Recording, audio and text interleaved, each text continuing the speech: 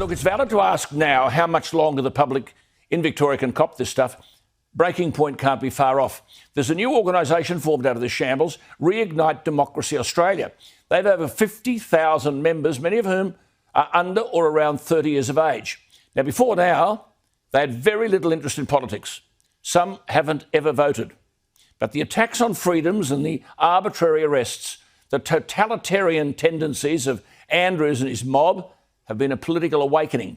Monica Smith is the Managing Director of Reignite Democracy Australia, and she rightly says, we can't take our freedoms and liberties for granted. We must fight to protect them. The good news is, as Monica puts it, this generation is getting more politically active than ever. So there is hope. Monica joins me from Reignite Democracy Australia.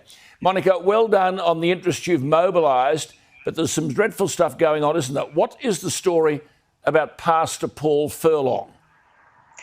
Well, you know, when a pastor who runs a charitable organisation and goes overseas to Asia to save children from sex trafficking and poverty, if he is a criminal for trying to run a prayer service on a Sunday for the people that need him for that, if he's a criminal, Alan, then this is a worrying road that we're going down. He refused, Monica, to close his church. So he's now, I believe, in custody without bail?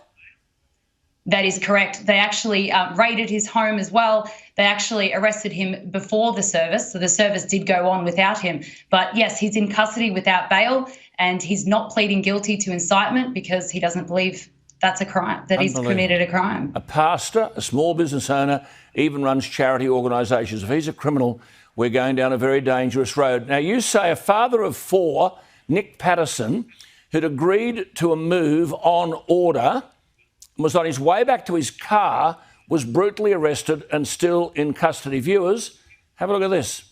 Lovey, come here. Just let's go. Come on. Right across the road! Right across the road!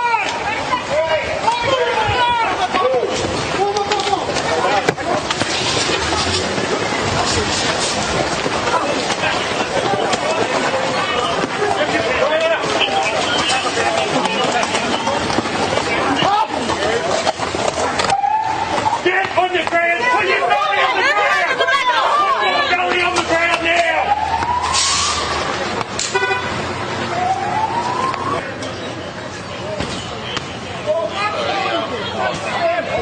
Is this your barrack? I can't see. Just move your leg. Any water? You want some water? Gabby, you're not hurt? Okay, just move your leg.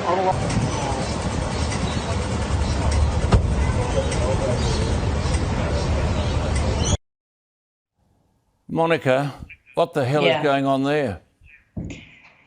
Look, it's really crazy to see. It brings back a lot of memories from last year as well. You know, the police are obviously supposed to uphold the right and protect us. And when the government is letting us down and the police are letting us down, it's a really difficult time for Victorians. And that's why, as you said, people are getting involved, because this is why we're in this position. And we want the relationship between the police and the people to be good. And before lockdown, they were telling people, oh, we're your friends, we're trying to mend the relationship, and then lockdown orders come into place, and this is what we're seeing.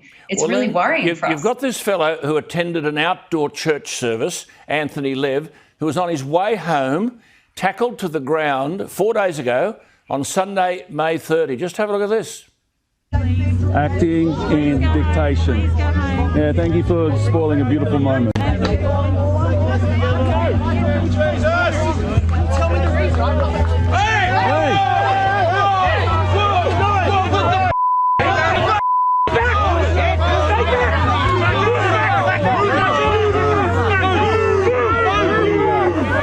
There you go.